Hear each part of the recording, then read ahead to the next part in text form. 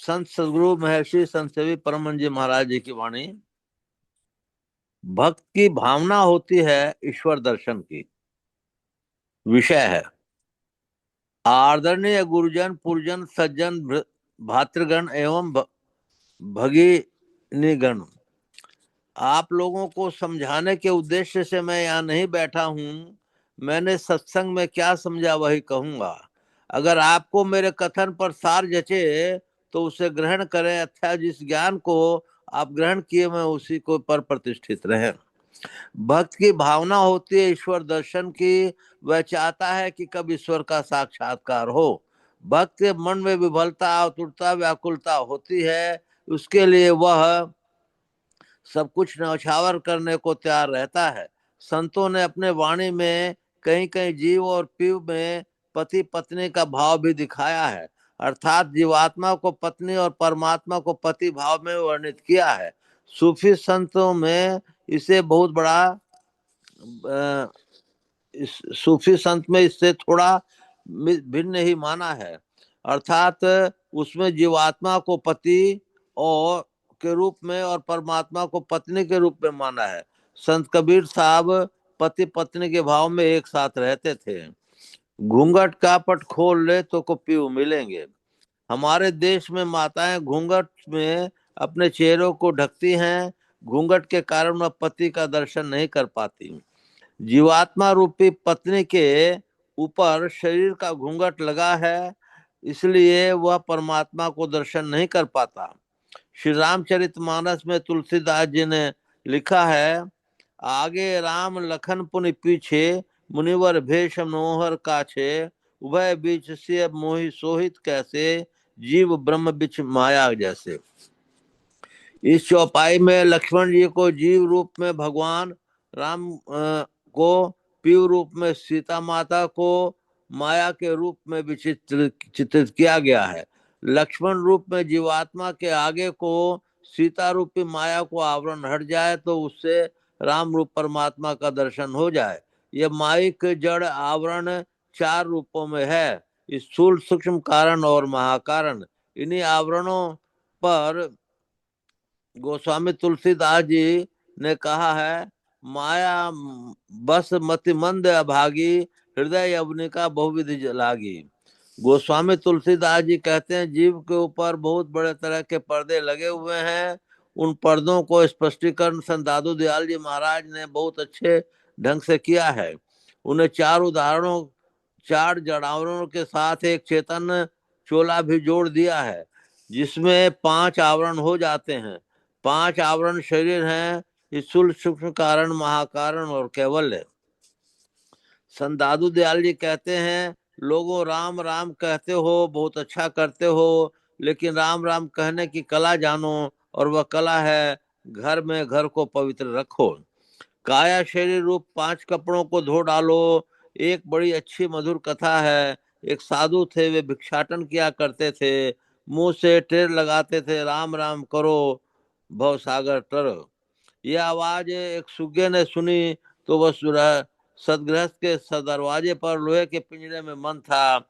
उस सुग्गे ने महात्मा जी से कहा, महाराज आप क्या बोल रहे हैं? साधु जी ने कहा, राम राम कहे भव सागर टरे। तोते ने कहा, आपकी बात बहुत सही नहीं है। सही तो यह है कि राम राम करे लोह पिंजर पड़े। देखिए ना, मैं राम राम करता हूँ तो लोहे के पिंजरे में पड़ा हूँ, और जो सुग्गा राम राम नहीं करता वह स्वतंत्र होकर विचरण करता है। साधु ने कहा, नहीं जी, युक्ति करे तो सहजे तरह। तुम राम राम तो कहते हो, किंतु कहने के युक्ति नहीं जानते हो, इसलिए राम राम कहने का ढंग जानो। सुग्गे ने कहा, महाराज कृपा करके मुझे आप यह युक्ति बताए जिससे मैं लौह पिंजर के बंधन से छूट सकूं। महात्मा जी ने प्राण स्पंदन निरोध की युक्ति बता दी और कहा, देखो जब तुम्हारा प्राण दीर्घकाल तक रुकने लगे तब तुम मालिक के सामने भी वैसा ही करना। मालिक तुम्हें मरा हुआ समझकर बाहर फेंक देगा और तुम उड़ जाना। सुग्गे ने महात्मा जी की बताई युक्ति से आरंभ किया। तब उसे निष्णांत हो गया। तब एक दिन उसने मालिक के आने पर अपने को मृतकवत बना लिया। मालिक ने समझा सुग्गा मर चुका है, इसलिए उसे पिंजड़े के बाहर फेंक दिया। सुग्गा उड़कर भाग गया। संत दादू दयाल जी महाराज ने कहा है, एक ही शरीर नहीं है, जीवात्मा 5 शरीरों में बंधा हुआ है। संत राधा स्वामी महाराज ने इन शरीरों के अतिरिक्त और भी बंधन बनाए हैं। पुरुष पुरुष में वार्तालाप होने के कारण राधा स्वामी साहब ने कहा, दूजा बंधन तिरिया जान, कहा किंतु कहीं मीराबाई और सहजाबाई यानी भक्ति भक्तिन में इसकी चर्चा हुई होती तो वे स्पष्ट कहती, पहला बंधन पड़ा देह का, दूजा बंधन पुरुषा जान। वस्तुतः जिस भांति पुरुष के लिए स्त्री बंधन है, वैसे स्त्री के लिए पुरुष भी बंधन है। 30 को छोड़ो तो एक तो स्वयं छूट जाएगी। संत दादू दयाल ने कहा, यार फकीर तू पड़ा किस ख्याल में, 5 25 संग 30 नारी। 30 को छोड़ो तो एक स्वयं छूट जाएगा। स्थूल सूक्ष्म कारण महाकारण आदि का आवरण जिस पर है, जिस तरह केले के वृक्ष में होता है। केला बाहर से देखने में एक ही मालूम होता है, लेकिन जब उसके तने पर परत उघाड़ी जाती है तो कई परतें निकलती है, पर तब केले का मध्य स्तंभ निकलता है जिसमें फल लगता है। यथार्थ तो यह है कि बंधन और मोक्ष उभय का कारण अपना मन ही है। मन एवं मनुष्य नाम कारण बंधन मोक्ष हो। आवरण से मुक्त होने के लिए ध्यान साधना की सरल क्रिया संत सदगुरु से जानना अत्यंत अपेक्षित है। संत कबीर साहब ने अपनी वाणी में घूंघट पट यानी आवरण हटाने के लिए शून्य महल में दिया जलाने की आज्ञा दी है। यह वही बात है कि जो भगवान श्री कृष्ण ने श्री उद्धव जी से श्रीमद् भागवत के 12 स्कंद में कही है। श्री उद्धव जी ने भगवान श्री कृष्ण से पूछा है, हे कमल नयन, अब आप मुझे यह बतलाइए कि मुमुक्षु पुरुष को आपका ध्यान किस तरह करना चाहिए, किस रूप में और किस भाव में करना चाहिए। श्री भगवान ने कहा है, उद्धव, सुख पूर्वक सम आसन से शरीर को सीधा रख कर बैठे, हाथों को तर ऊपर गोद में रखें और दृष्टि को नासिका के अग्रभाग की स्थिर करें। बुद्धिमान पुरुष को चाहिए कि मन के द्वारा इंद्रियों को उनके विषयों से खींचकर उस मन को बुद्धि रूपी सारथी की सहायता से सर्वांग युक्त हो मुझ में लगा दें। सब ओर से फैले हुए चित्त को खींचकर एक स्थान में स्थिर करें और फिर अंगों का चिंता न करता हुआ केवल मेरे मुस्कान युक्त मुख का ही ध्यान करें। मुखार बिंदु में चित्त के स्थिर हो जाने पर उसे वहां से हटाकर आकाश में स्थिर करें। तदंतर उसको भी त्याग कर मेरे शुद्ध स्वरूप में आरूढ़ हो, उसका चिंता न करें। संत कबीर साहब ने कहा, देना जलाने अर्थात प्रकाश पाने के पश्चात अनंत ढोल का भी चर्चा की है। वे प्रकाश और शब्द सर्वेश्वर के दोनों हाथों के तुल्य हैं, जिनके सहारे साधक सर्वेश्वर की गोद में पहुंच जाता है। जैसे पिता अपने पुत्र को दोनों हाथों से अपनी गोद में उठा ले, वैसे ही परमात्मा अंतर ज्योति और अंतर्नाद का अवलंब देकर साधक को अपने में मिला लेता है। ध्यान साधना द्वारा विषय से निर्विषय की ओर गमन होगा। निर्विषय तत्व परमात्मा है, जिसकी प्रत्यक्षता से सभी विषय छूटते हैं, बंधन छूटते हैं तथा आवरण फूटते हैं। प्रथम स्थूल सगुण रूप उपासना, फिर सूक्ष्म सगुण रूप उपासना, पश्चात अरुण सगुण उपासना और अंत में निर्गुण निराकार की उपासना होती है। उपासना की यही समाप्ति है और काम भी समाप्त। श्री सद्गुरु महाराज की जय। अब गहरा विषय है संत सद्गुरु महर्षि में परम जी महाराज जी की वाणी। आत्मा को जानना ही सच्चा ज्ञान है। प्यारे सज्जनों, बहुत पहले यह संस्कृत का आध्यात्मिक प्रचार था। प्राय सब संस्कृत में बोलते थे। उस समय ऋषियों तथा मुनियों ने जो समय समय पर प्रवचन कहे, उन्हीं के सदुपदेशों को उपनिषद कहते हैं। कुछ काल पहले अपने देश में संकुचित विचार भी था। लोग सर्वसाधारण को यह उपनिषद ज्ञान नहीं बताते थे, इसलिए इसका विशेष प्रचार नहीं हुआ। योग शिखोपनिषद में शिव और ब्रह्मा का संवाद है। ब्रह्मा ने शिव जी से पूछा, कोई योग और कोई ज्ञान को मोक्ष प्राप्ति के लिए बतलाते हैं, आपका क्या मत है? इस पर शिव जी ने उत्तर दिया, ज्ञानहीन योग और योगहीन ज्ञान मोक्ष क्रम में समर्थ नहीं होता। इसलिए मुमुक्षु को ज्ञान और योग दोनों का दृढ़ता के साथ अभ्यास करना चाहिए। मोक्ष का अर्थ है बंधन से छूट जाना। हम सब लोग बंधन में बंधे हुए कैद हैं, शरीर में कैद हैं और जड़ चेतन की गिरह से बंधे हुए हैं। इसलिए सब लोग दुख उठाते हैं। यह दुख क्यों होता है? शरीर रहने पर ही दुख होते रहते हैं, काम क्रोध उत्पन्न होते रहते हैं। इसका कारण शरीर है। शरीर और संसार से छूटने से ही दुख छूटेगा। ज्ञान का अर्थ है जानना, योग का अर्थ है मिलना। ज्ञान से जानने में आवेगा कि किससे मिलना है। योग जानने से उसकी क्रिया करके उससे मिलेंगे। ईश्वर से मिलने के लिए जो क्रिया है वह योग है।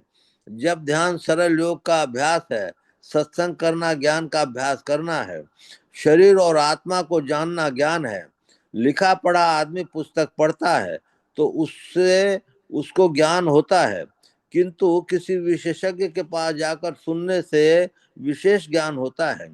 अक्षर और मात्रा को पढ़ने से पुस्तक पढ़ लेते हैं, किंतु उसका अर्थ ठीक ठीक नहीं समझ पाते।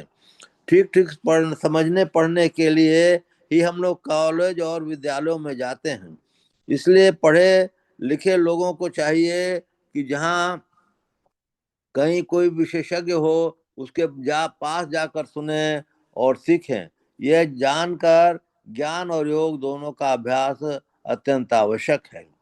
बहुतों को ख्याल है कि थोड़ा जप ध्यान करते हैं मरने पर मुक्ति हो जाएगी, किंतु उपनिषदकार ने बताया कि मरने पर जो मुक्ति होती है वह मुक्ति नहीं है। जब तुम जीवन में मुक्ति प्राप्त करो तो तुम्हें परमात्मा स्वरूप की प्रत्यक्षता हो, तब तुम मरने पर मुक्त हो। सुनि समझई जन मुदित मन मज्जय यति अनुराग, लहई चारि फल अच्छत तनु साधु समाज प्रयाग।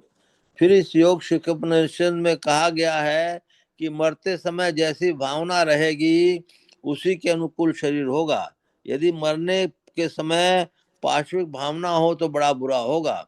इसलिए सचेत रहो कि मरने के समय यह बुरी भावना न आने पावे। जिस आदमी की जागृत अवस्था के काल में जिस ओर विशेष ख्याल लगा रहता है, स्वप्न में भी वही वह देखता है। उसी प्रकार जीवन काल में जैसी भावना बारंबार रहेगी, मरने के समय भी वैसी ही भावना रहेगी।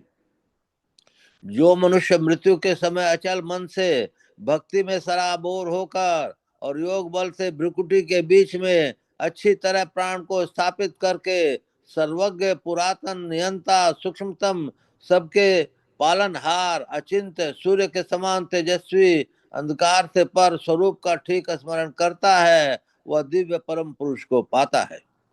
जीवन भर अपना कुछ पूजा पाठ करो, यदि उसमें दर्शन नहीं हो या किसी प्रकार का प्रत्यक्ष अनुभव नहीं हो जाए तो संतोष नहीं होता। संतों की युक्ति है जिसके अनुकूल साधन भजन करने से ऐसा होता है। जैसे ठाकुरवाड़ी में कोई जाए और ठाकुर जी को नहीं देखे तो कहना चाहिए कि उसको देखने की आंख नहीं है। उसी प्रकार जिसके परमात्मा का कुछ चिन्ह देखने में आता है वह दृष्टि सबको है, किंतु उससे काम लेने के लिए देखने के लिए लोग नहीं जानते हैं। जानकर भी कितने साधन नहीं करते हैं। यदि साधना किया जाए तो प्रत्यक्ष हो जाए। जिनको दर्शन हुआ वे कहते हैं आपका शरीर शिवालय है, इसमें शिवलिंग की स्थापना है। बाहर में प्रस्तर का शिवलिंग बनाकर पूछते हैं आपके अंदर बनी हुई प्रतिमा या शिवलिंग प्राकृतिक है, वह बना हुआ है ही, बनाने की जरूरत नहीं। वह नाद रूप है, शब्द रूप शिवलिंग है। शिवलिंग के नीचे जलधरी है, उसी प्रकार उस नाद के बीच बिंदु है।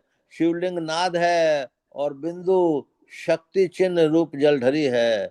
जो साधन करे उसको ये अपने अंदर में प्रत्यक्ष होंगे। जो अच्छी तरह कोशिश करे तो अवश्य देखेगा। ये कोई ऊंचे दर्जे की चीज नहीं है, नीचे की ही है। किंतु मन को पवित्र रखना जरूरी है। जिसका मन पवित्र नहीं है वह उसे देख नहीं सकता। नाद का अर्थ है शब्द और बिंदु का अर्थ है छोटे से छोटा चिन्ह। जिसमें परिमाण नहीं केवल स्थान है वह बिंदु है। बाहर में ऐसा चिन्ह नहीं हो सकता जो आंख से देख सकता हो। कोई भी आकार या दृश्य बिंदु के बिना बन नहीं सकता। कोई चित्र बनाओ पेंसिल रखने से, जो पहले उदय होगा वही बिंदु है। फिर उसी को बढ़ाकर लंबाई चौड़ाई बनाकर आकार बनाते हैं, इसलिए बिना बिंदु के कोई आकार नहीं बन सकता। असली बिंदु को कोई यौगिक दृष्टि से देख सकता है, उसके लिए किसी पेंसिल या कलम की जरूरत नहीं। अपनी दृष्टि को नोक जहां दृढ़ता से ठहरा देंगे वही बिंदु उदित होगा। बिंदु जलढरी है, जलढरी पर शिवलिंग खड़ा रहता है, उसी प्रकार जहाँ बिंदु उदित होता है उसके ऊपर नाद खड़ा हो जाता है। संसार में बिना शब्द के कोई जगह नहीं है। शब्द कैसा होता है? शब्द संघर्ष से होता है, गति से होता है। गति कहते हैं चलने को, कंप को। तारे चलते हैं, पृथ्वी चलती है, सबकी गति में शब्द होता है, किंतु आप सुन नहीं पाते। गति में ध्वनि है, संसार में सब पदार्थों की गति है। बिना शब्द के संसार का एक रत्ती भी खाली नहीं। हम लोगों का शरीर बढ़ता है, उसमें भी गति होती है, उसके शब्द को सुन नहीं सकते। नाड़ियां चलती हैं, उसमें भी आवाज होती है, जहाँ कुछ गति है, संचालन है, वहां ध्वनि है। संसार गतिशील है, इसलिए संसार शब्द से भरा है। आपके शरीर में भी शब्द है। इस स्थूल शब्द को डॉक्टर लोग कान में यंत्र लगाकर सुनते हैं, किंतु बारीक शब्द को नहीं सुन सकते। बारीक शब्द तब सुन सकते हैं जब आप बिंदु को प्राप्त कर लें। बिंदु को प्राप्त करने वाला उस सूक्ष्म शब्द को सुन सकता है, वह शब्द शिव रूप है। शिव का अर्थ है कल्याणकारी। उसको जो प्रत्यक्ष करता है उसको कल्याण होता है। बिंदु में जो अपने मन को समेटता है, दृष्टि को समेट कर देखता है, तो उसमें शक्ति आ जाती है। फैलाव में शक्ति घटती है, सिमटाव में बढ़ती है। जिसकी दृष्टि सिमट गई है उसकी शक्ति बढ़ जाती है। रूप या दृश्य का बनना बिंदु के नहीं होता, इसलिए सब दृश्य का बीज बिंदु है। किसी आकार और दृश्य का आरंभ एक बिंदु से होता है और उसका अंत एक बिंदु पर ही होता है। दृश्य जगत का बीज बिंदु है और अदृश्य जगत का बीज शब्द है। जिसकी वृत्ति शब्द रूप शिव को पकड़ लेती है, वह सारे सृष्टि को अंत कर जाता है। उसे मोक्ष के साथ परमात्म स्वरूप की प्राप्ति होती है। बोलिए प्रेम से श्री सद्गुरु महाराज की जय। बोलिए प्रेम से श्री सद्गुरु महाराज की जय। मंगल मूर्ति सतगुरु मिल में सर्वाधार, मंगलमय मंगल करण विनमो बारंबार। धन्य धन्य सद्गुरु सुखद महिमा कही न जाय। जो कछु कहूँ तुमरी कृपा, मोते कछु न बसाय। पुनश्च सब धरती कागज करूं, लेखन सब बन राय। सात समुद्र की मसी करूं, गुरु गुण लिखा न जाए। बोलिए प्रेम से श्री सद्गुरु महाराज की जय। अव्यक्त रूप से विराजमान संत सद्गुरु महाराज के श्री चरणों में कोटि कोटि नमन, कोटि कोटि नमन, कोटि कोटि नमन। अव्यक्त रूप से विराजमान संत सद्गुरु महर्षि संत सेवी परमहंस जी महाराज के श्री चरणों में कोटि कोटि नमन, कोटि कोटि नमन, कोटि कोटि नमन। उपस्थित अत्यंत ही भाग्यशाली सदात्माओं, आप सबको सहस्त्र सहस्त्र नमन, सहस्त्र सहस्त्र नमन, सहस्त्र सहस्त्र नमन। सत्संग योग का पाठ हुआ। मोहमयी माता मर गई, बोधमय पुत्र का जन्म हुआ। अब संध्या कैसे करूं? फिर ममता ने बताया कि यदि दवाई जो है वो अगर बीमारी होती है तो ज्यादा खाना चाहिए, उसी तरह हम लोगों को अगर मतलब मानस ध्यान, ये दृष्टि साधन नहीं बनता है तो मानस ध्यान ज्यादा करना चाहिए। इस तरह की कुछ बातें कही। अभी आप लोगों ने गुरु महाराज और महर्षि में ही संत सेवी जी महाराज जी की वाणी सुनी। सबका सार यही है कि आत्मा क्या है, और आत्मा को जाने तो कैसे जाने। आत्मा को जानना ही सबसे बड़ा ज्ञान है, सबसे बड़ा सत्य है, और इससे बढ़कर कुछ भी अभी तक न है, न हुआ है, न होगा। आत्मा को जानने के लिए हम लोग को किसी संत सदगुरु की आवश्यकता होती है, जो हम लोगों को मिले हुए हैं। इससे बढ़कर संत होना बहुत ही मुश्किल है। आत्मा का ज्ञान को वही संत हम लोगों को बतलाएंगे। बतलाएंगे क्या, बतलाया तो है, लेकिन कमी हम लोगों में है कि हम लोग साधन नहीं करते हैं। हाँ, इतना भाग्यवान जरूर जो लोग जुटे हुए हैं कि वो सत्संग तो सुन रहे हैं, एक न एक दिन उसका ज्ञान होगा। ज्ञान क्या है, इसको जानना है। और हम लोगों को उस स्थिति में पहुंचना है कि कम से कम हम लोग जो हैं एक अक्षय मनुष्य के शरीर में मरने के बाद जन्म लें, और अक्षय मनुष्य से ज्यादा आजा अगर योगी कुल में जन्म लें तो बहुत अच्छी बात है। और योगी कुल से भी आगे जाना चाहते हैं तो मुमुक्षु बने। मुमुक्षु उसको कहते हैं जो मोक्ष प्राप्त कर लेते हैं। वैसी स्थिति हो जाए तो बहुत ही बड़े भाग्य की बात है। हम लोगों को सिखाया गया है कि मानस जप, मानस ध्यान, दृष्टि साधन और सूरज शब्द योग। मानस जप क्या है? जपों का राजा मानस जप कहलाता है। जितने जप हैं, मन ही मन है, जो किया जाए उसको मानस जप कहते हैं। मानस जप दृढ़ता से कर लेने पर मानस मानस ध्यान की योग्यता आ जाती है। मानस ध्यान यदि पूरा नहीं हो तो दृष्टि साधन की योग्यता नहीं आ सकती है। इसलिए पहले हम लोग को दिखाया गया है 3 पाठ कि मानस जप, मानस ध्यान और दृष्टि साधन। हम लोगों को दृष्टि साधन की योग्यता जब ही आएगी जबकि मानस ध्यान बढ़िया से बन पाएगा। मानस ध्यान भी, उसके भी भेद हैं। भेद ये है कि एक मुस्कुराते हुए चेहरे से गुरु रूप का दर्शन हो जाए, वो भी मानस ध्यान है।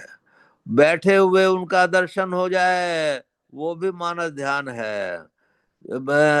किसी रूप में उनका दर्शन हो जाए, वो भी मानस ध्यान है। लेकिन दृष्टि योग की सफलता या उनके उच्चता के लिए आज्ञा चक्र में गुरु महाराज का स्क्वैज रूप में मानस ध्यान हो जाए, तभी जो है असली मानस ध्यान कहलाता है। हम लोगों को यदि वो नहीं हुआ तो भूमि पड़ा चाहे छुआ नकाशा के तरह रह जाएगा, और हम लोगों को दृष्टि साधन में आगे बढ़ने में सफलता मिलनी बहुत मुश्किल है। यदि अनेक जन्मों के संस्कार हो और गुरु कृपा हो तो वो भी हो सकता है, अन्यथा होना मुश्किल है।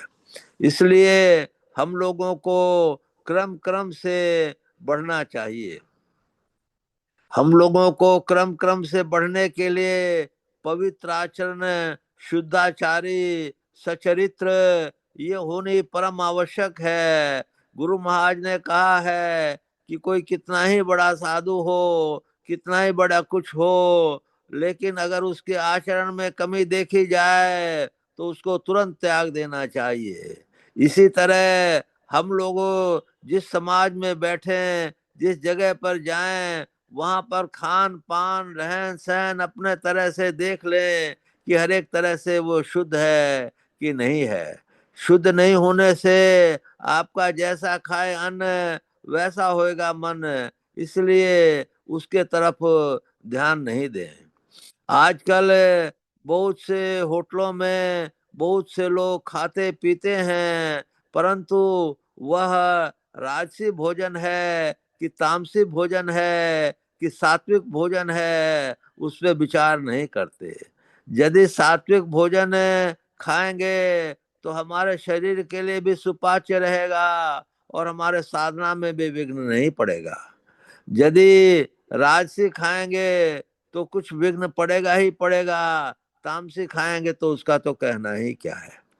इसलिए हम लोग को भोजन भी बहुत शुद्ध होने चाहिए, वाणी पर बहुत बड़ा कंट्रोल होना चाहिए, आचार व्यवहार में माने कोई भी गलती नहीं होनी चाहिए। हम लोग जो पाठ पढ़ते हैं उसको समझने का प्रयत्न करना चाहिए।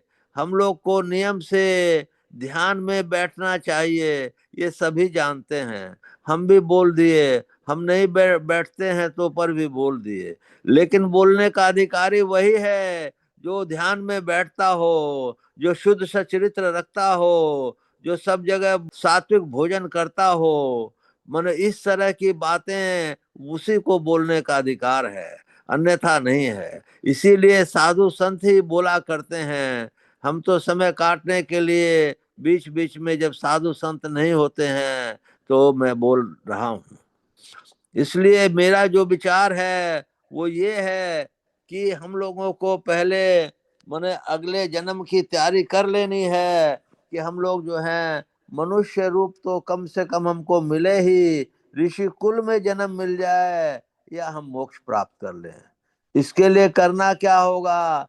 जगत पीठ दे भागरी, जगत पीठ दे भागरी, जगत को पीठ देना होगा। हम लोगों का जिस किसी को मने ऐसी आवश्यकता है कि नहीं मेरे को जग के बिना भी काम नहीं चलेगा, तो जगत पीठ मत दीजिए। लेकिन दिन रात संभव हो सके तो, क्योंकि मेरे से संभव नहीं हो पा रहा है, मैं उसी बात को कहूंगा जो संभव हो जाए।